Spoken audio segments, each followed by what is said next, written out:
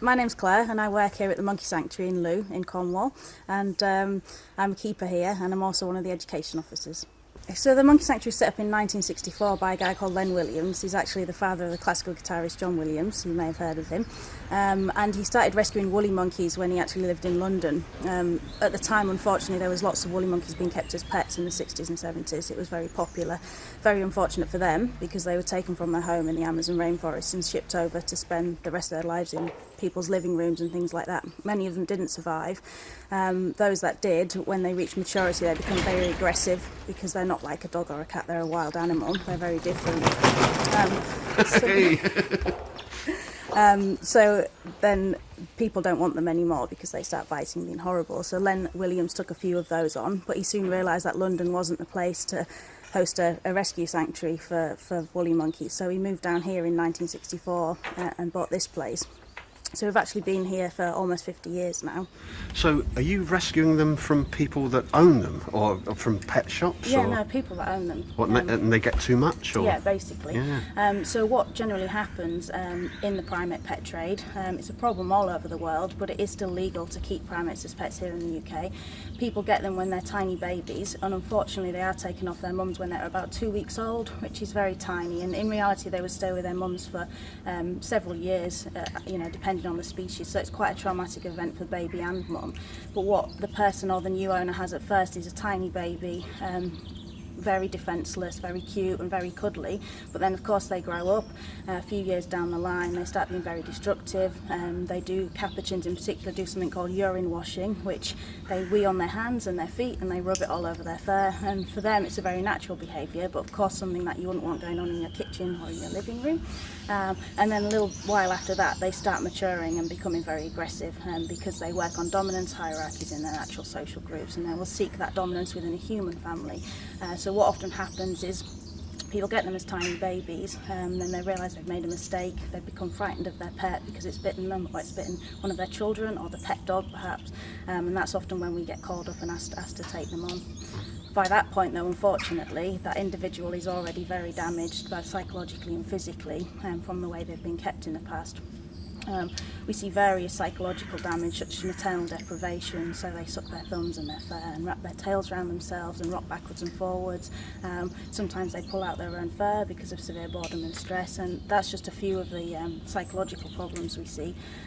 We also see lots of physical problems like metabolic bone disease and diabetes and dental problems due to being kept in just a very inappropriate, inadequate environment. This is Billy. Billy's only came to us earlier this year.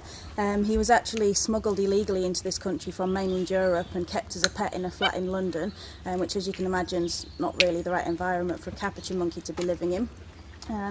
But he was actually discovered by the neighbours who reported him to the authorities, and he was confiscated and came here to live with us. He now lives in Frosty's group, so he's got lots of friends, and it's obviously a much nicer life for him here. Luckily for Billy, because he was so young when we took him on, we don't see that he has too much physical or psychological damage like some of the other monkeys do, so he's doing really well here. He's a sad example of how there's lots of legislation in place to protect wild animals, but it's not necessarily enforced, so he was illegally brought in, and unfortunately we have quite a few examples of monkeys coming into this country under fraudulent paperwork and things like that, so it's still happening, and this legislation that is in place unfortunately isn't being enforced to actually protect these animals. So. Hello. This is Quango. She's threatening you. So oh, is she? Okay. This is a threat face. Right. She doesn't actually see very well. She's a little bit blind. She's an old lady, and maybe she just can't quite make out the key. There's no way I could calm her down at all? No, she's fine. It's not. She's not distressed. This is quite an exciting thing. Oh, right, okay. Yeah, I'll let you know if anyone. She's actually trying to use me. If you notice, she keeps looking back at me. Yeah. And if we. Oh, fantastic. Yeah. So that's a really important behaviour for them, is ganging up with friends, and companions, because companions are really important to them, and they would gang up with a friend against a predator or a potential threat, or perhaps a different group of capuchins, and it actually can be quite an exciting thing because it helps to reinforce friendship bonds, and not only do you then frighten the threat away, but you've reinforced a bond with a friend, and that's what they're doing here. So they're kind of guarding you, or hoping that, or telling you I'm here, or also just getting me on board, getting me involved with the gang up, because it's an exciting thing. Yeah, he's all right, Hey. Andy. You're okay. Hello. Yeah, he's fine. Hello. What we actually do when we're socialising a new individual is we actually have a plastic lizard that sometimes comes out because Right. to create a threat Yeah. helps them to bond. Right. Okay. It's all right, girlie. Hey. You're okay. It's Oh. all right. Yeah. Yeah, I know. We're shouting at everything. It's very exciting. We go away now. We'll leave you to it. So Okay. this is Joey. Joey's been with us for over 5 years now, but he was actually taken from the wild as a baby. He was born in the rainforest in Suriname, and he was kept as a pet in a flat in London in the cage the size of a wardrobe for the first 9 years of his life. And unfortunately, as a result, Joey's got very severe metabolic bone disease, which is a lack of vitamin D3, which is actually synthesised from the sunlight. It's equivalent to what we would know as rickets in humans. So all those years spent in that cage meant that his bones didn't form properly, his teeth and jaw didn't form properly, and that's why his tongue hangs out. He hasn't got real hip sockets, so he's had to build up a lot of muscle and a great deal of psychological damage as well. So when Joey first came into us, after having lived in a cage the size of a wardrobe for 10 years, all he actually did was rock backwards and forwards, and he had a big sore on the base of his tail where he used to rock backwards and forwards, just due to that severe boredom and stress, because they're very, very intelligent, and to live in a tiny cage like that for so many years was really damaging for them. So this is a replica of the cage that Joey the capuchin monkey was kept in for the first 9 years of his life, and as you can see, it's not very large, and it's definitely not a suitable place for a wild animal such as a primate to be living in. And that's why he's unfortunately as disabled and as damaged as he is today, because he was kept in these conditions.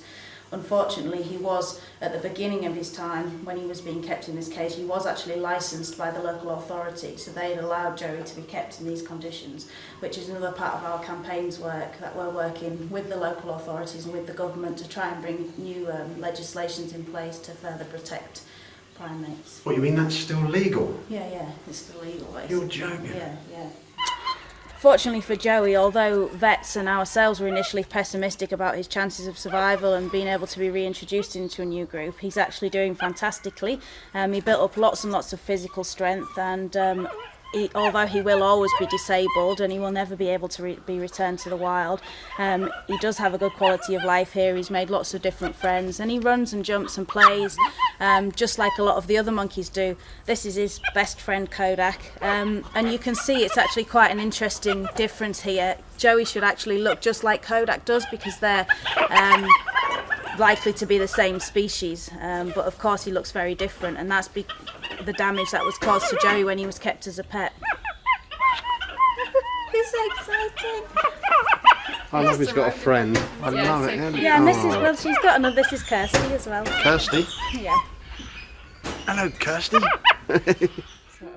He's really funny though, because he's spoilt rotten. The other monkeys, he's got the most spoilt of Is all he? the monkeys. Yeah, gets away with murder. Does he? He dribbles because he can't close his mouth properly. But... All right, big man. Hello there. Because he had a seed stuck. He had a seed stuck there. So there's estimated to be at least 5,000 privately owned primates kept in the UK, many of which are unfortunately suffering in inadequate conditions. A big part of our work is actually our campaign's work, trying to end that trade and make a better life for all primates, really. One of the ways we have to make funds is an adopt a monkey scheme, and you can actually adopt a monkey who lives at the sanctuary for only £36 a year or £3 a month. It makes a fantastic gift, perhaps a present for a birthday or Christmas, and actually it's really important, those vital funds, to allow us to continue our work and look after monkeys like Joey and the monkeys we see at the sanctuary today. So we're always looking for people to volunteer their time, either helping us out here at the sanctuary or actually doing fundraising for us. We're looking for ambassadors as well, who are special people who want to get the message out there about our work and actually to do some fundraising for us and just help us to continue the work we're doing today.